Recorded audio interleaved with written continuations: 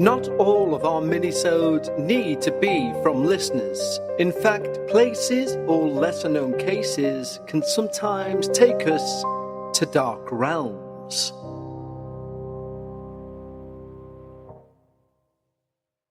Hello everyone, and welcome back to your first video edition of Dark Realms. Now, if you're listening on the podcast, just hop over to YouTube, type in youtube.com/The Dark Paranormal, and hopefully you should see this edition of Dark Realms there for you to view. And at the same time, if you're viewing this on YouTube and you fancy the idea of listening to the Dark Paranormal podcast, which is where this sprang from, if you will, then head over to wherever you get your podcasts and search for the Dark Paranormal. And on perfect timing, on episode number 1, my cat has decided to join me. Come on. You coming up? This doesn't usually happen in Dark Realms episodes. Come on. Come on. There she is. Everyone say hello to Nova. This is Nova. And she shouldn't be interrupting recordings like this, so I'll let her off because it's the first video one that we've ever done. And obviously, if you're listening to this on audio, you're probably thinking, why is he talking about a cat instead of what he should be talking about, which is today's Dark Realm. Now, today's Dark Realm is a truly fascinating, beautiful place. It's not even one place, it's a myriad of places, making the greatest labyrinth arguably in the UK. It's one of those places for me that if you go to London, you're going to inevitably have to use the tube. But you never really stop to take in the beauty, the architecture, literally the changes in decades and the scenery around those places. The underground, the tube, whichever you want to call it affectionately, one thing is certain, it's the world's oldest underground railway system. It opened its first line, the Metropolitan Railway, on January the 10th, 1863, and it was born out of London's need to ease congestion on the overcrowded streets. It was envisioned by city planners and engineers as some way to move those large numbers of people around the city beneath the surface. And the construction was cruel. It was grueling and it was deadly. They were using cutting clay methods, a way of making a tunnel that can make everything collapse onto you. Something that took place more often than people probably know, because that surface, they had to dig through sheer rock. They had to dig through plague pits using these standard methods. The system expanded rapidly when electric trains came along and replaced the steam locomotives in the early 1900s. It revolutionized urban travel, and over time, brilliant minds like Charles Yerkes, Frank Pick helped shape the network, not just in terms of engineering, but also its iconic design and the signage we all know today.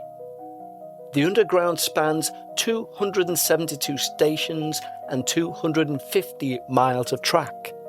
It's an enduring testament to the visionaries who dared to take London beneath the streets. London's tube is not only rich in history, in beautiful varying designs of the day as stations were added throughout the eras, but if we believe the legends, especially about the 4 stations we will look at today, we are talking about some very, very beautiful but dark realms. These seem to be a mixture of tragedy, folklore, and the occult, converging in a transport network under the capital city, which all seem to firmly cement the tube system as a dark realm. We'll begin with Covent Garden. Covent Garden was designed by Leslie Green and opened in 1907 as part of the Piccadilly line. Now, despite a near closure in 1929 due to low ridership, it managed to survive and is now counted as a Grade 2 listed building because of its historical value and just how beautiful it is. However, from when it opened, whispers began. Whispers from staff who'd seen or heard this spectral visitor in the tunnels. The station is haunted by the ghost of a William Terrace. Terrace was stabbed to death in 1897 outside the nearby Adelphi Hotel by none other than the understudy for his role. In life, he often used to buy snacks at a bakery that's located where Covent Garden Station now is. Maybe that's why he likes to roam these passageways. But that seems very unlikely.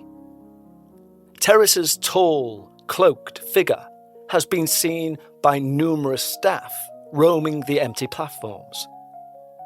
Causing such a fear within the staff, some employees have even gone as far as requesting transfers to either another station or another shift so they don't work at night.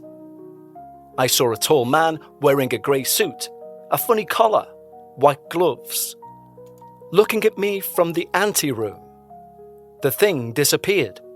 No one was in the passage and there was not a sound of footsteps.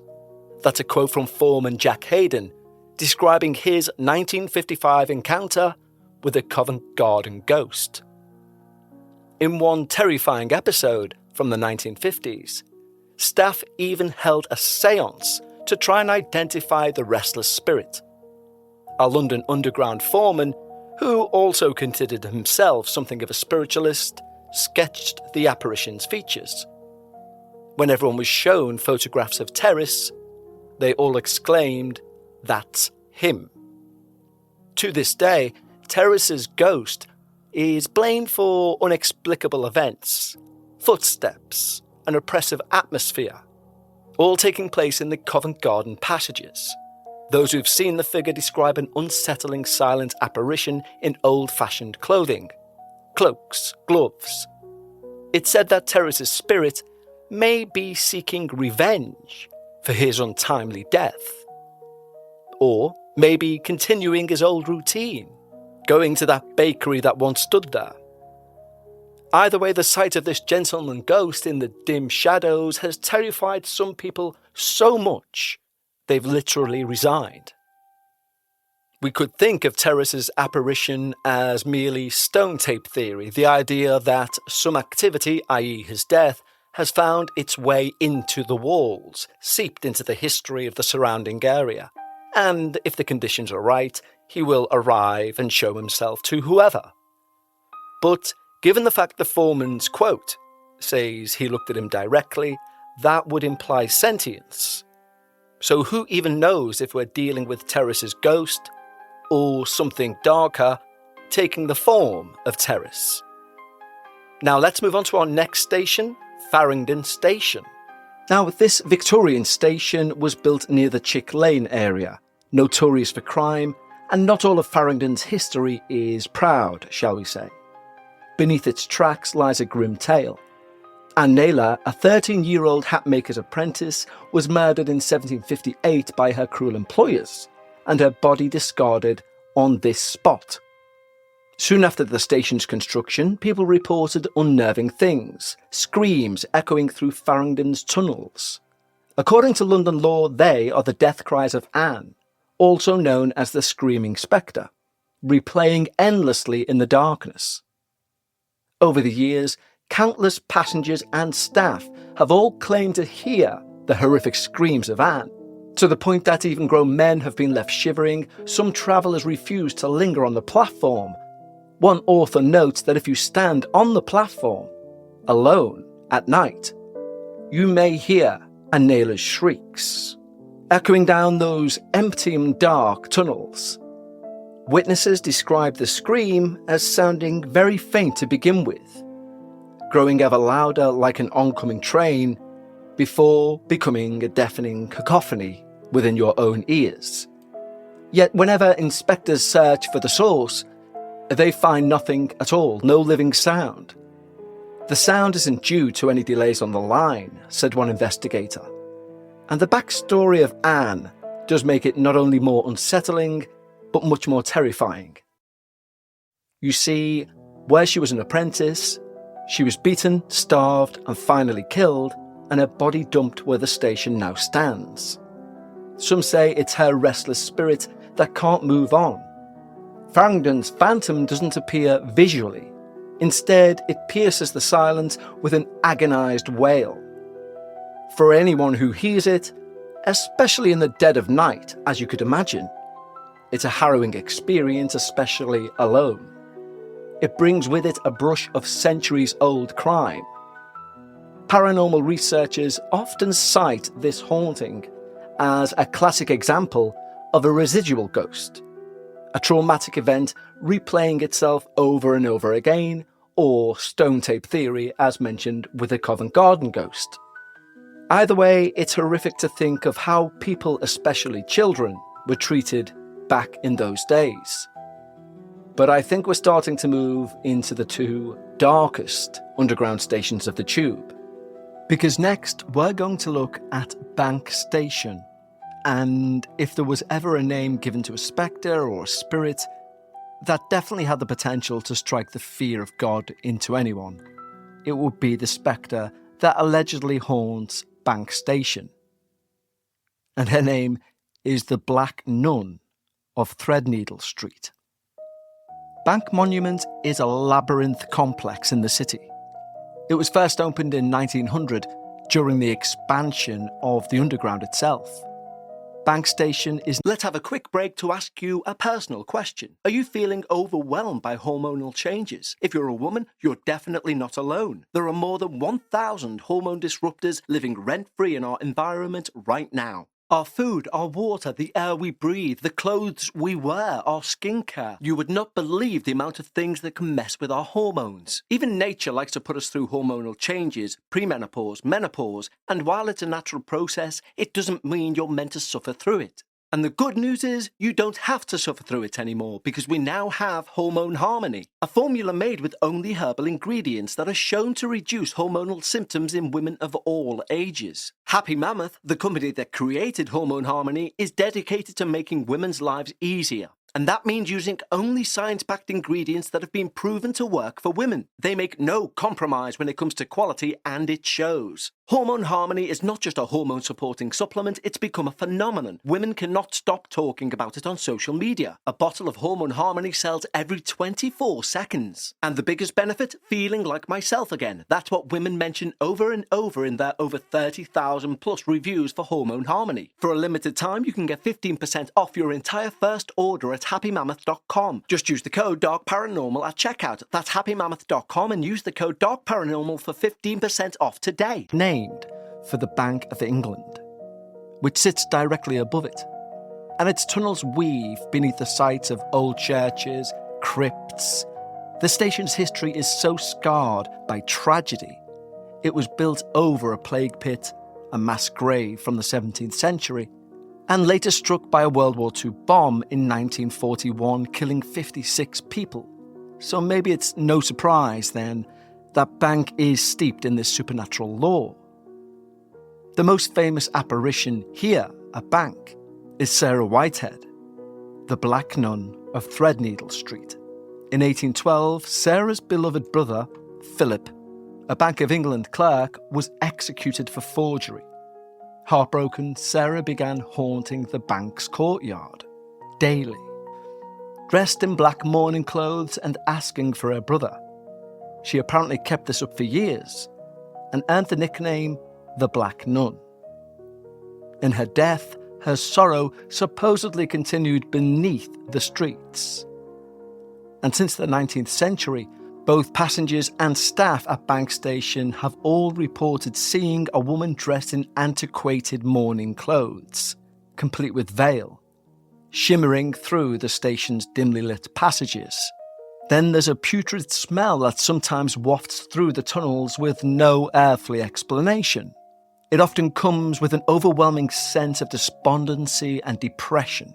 Those who encounter the figure of Anne describe her as silent and grieving, forever seeking her lost brother. One worker believed he'd spotted an old lady in the station, so he goes over to them, given the early hours of the morning. He thought she'd have been locked in, which can happen. He tried to catch up with her, only for her to disappear down a corridor which had no escape. Employees of Bank Station have encountered knocking on the walls, wailing sounds echoing along the deserted platforms. The Black Nun's mournful spirit is said to drift between Bank Station and the Bank of England above, for they too have seen a woman dressed in funeral attire, with a veil across her face, in eternal grief. Folklore holds that Sarah's ghost cannot rest because she was buried on unconsecrated ground, that ground being Bank site itself. Indeed, 19th century bank clerks claim to have seen her in the bank's garden, kneeling and sobbing, before vanishing into thin air. Today, those who hurry through the Victorian tunnels of Bank Station may notice a chill in the air, or they may taste a whiff of decay, without so much of a second thought. Unlike more violent ghosts, Sarah doesn't seem to do any harm, but her eternal sorrow and the station's tomb-like atmosphere definitely make Bank one of London's most unnerving stations. Some even say the whispers of restless souls, from the plague victims to the bombing, which all took place at Bank, is a gathering point for a dark paranormal energy, seemingly amplifying the nuns' presence. Our final station in our trip around the dark realm, which is London's Underground, is no longer in use. It is the abandoned station at the British Museum. And it is about the Mummy's Curse. In the tunnels deep under Bloomsbury lies the defunct British Museum station. Opened in 1900 and closed in 1933 when nearby Holborn station was expanded. Though trains no longer stop here, this ghost station has perhaps the Underground's most malevolent legend. It's said to be haunted by an ancient Egyptian entity, a curse carried from the museum above. According to the tale, a secret passage once linked the station to the British Museum, the Egyptian collection to be specific. Through that tunnel roams the ghost of an Egyptian princess, often called Amun-Ra. Her mummy board or coffin lid, known as the Unlucky Mummy, resides in the museum, item EA 22542, infamous for supposedly bringing misfortune. Disturbed from its tomb in Thebes and put on display, the spirit grew enraged. Soon after the station opened, commuters and staff began hearing horrifying sounds from the empty tunnels. Witnesses would describe a woman in ancient dress, loincloth and pharaoh-style headdress, screaming in wrath beneath the city. This apparition was said to appear and vanish suddenly, her face a ghostly mask of rage. The woman would terrify staff and passengers with the most horrendous shrieks that would resound along the tracks through the tunnels and reverberate down the corridors. That was a report on the malevolent ghost of the British Museum station, known as the Princess of Amun-Ra. The press sensationalised the haunting in the 1920s, dubbing it a mummy's curse. In fact, no one ever claimed the reward to spend a night in the station. No volunteer ever dared to face the screaming spectre. In 1935, a popular film, Bulldog Jack, featured a fictionalised version of the station with a secret mummy tomb, further cementing the legend. Eerily, on the movie's premiere night, rumours swirled that two women vanished from Holborn Station, and strange marks were later found on the walls of the abandoned British Museum stop. Newspapers never proved this, but it fueled the myth, and for decades afterwards, late-night Holborn travellers would report muffled moans, as if the princess's ghost was still wandering around. Historians are sceptical. One 1932 article suggested that this might have just been an optical illusion from a museum mummy case, maybe reflecting in the light. but the legend persists. Today, Holborn Station, which replaced the British Museum station, still has staff and passengers who do claim to hear inexplicable screams in the tunnels. Occult enthusiasts link the site to the British Museum's collection, the collection of cursed artefacts, and London's broader fascination with Egyptology, not least the tale of the unlucky mummy, which was even falsely blamed for the sinking of the Titanic. The British Museum station's ghost story is a classic blend of that mummy curse folklore with the very real eeriness of a derelict underground stop. Now, whether one believes it or not, the idea of a vengeful 3,000-year-old spirit shrieking beneath London's streets, well, that's enough to send a shiver down anyone's spine. The legends of these 4 stops have all accumulated a legacy of terror that reflect London's layered history. From a murdered actor, abused child, a grieving nun, and an ancient princess. These ghosts, their personality, their tragedy and injustice from eras past, is what makes these hauntings especially compelling. The way they intertwine with real historical events. A 19th century murder, an 18th century crime, a public execution, and the excavation of a cursed relic. Witness reports from Victorian times to the present day have kept the legends alive and well, added to by paranormal researchers, and London's thriving folklore scene. Some attribute the sightings to natural explanations, echoing noises, infrasound, things bouncing off the walls of tunnels. But others swear by the paranormal accounts. Ultimately, the enduring tales of these 4 stations add an extra layer of mystique to the tube. They remind us that beneath the electrical hum of modern trains lies a shadowy world of memory and myth. Ghost or not, it is a fact that the London Underground was built through plague pits, churchyards, literally tunnelling through history. Maybe that's why so many ghost stories have taken root in these places. And the next time you find yourself taking a train, maybe pause and listen. That sound you hear might just be the wind. Or it might be one of these restless spirits, continuing their eternal journey below ground. In the underground's silent hours, the past and the present feel perilously close. And for those who truly believe, I wonder if they question when they get on a train which takes them deep underground of the city centre. If they'll ever leave that truly dark realm. So that brings us to an end of our first video edition of Dark Realms. I hope you liked it. Let me know in the comments if so. Believe me, I've never done this before, so it's probably awful, and I'm okay with that. And of course, if you're listening on audio, please go over and check the video out on YouTube, and vice versa if you're new to the show and you're watching this for the first time. Search for The Dark Paranormal wherever you get your podcasts.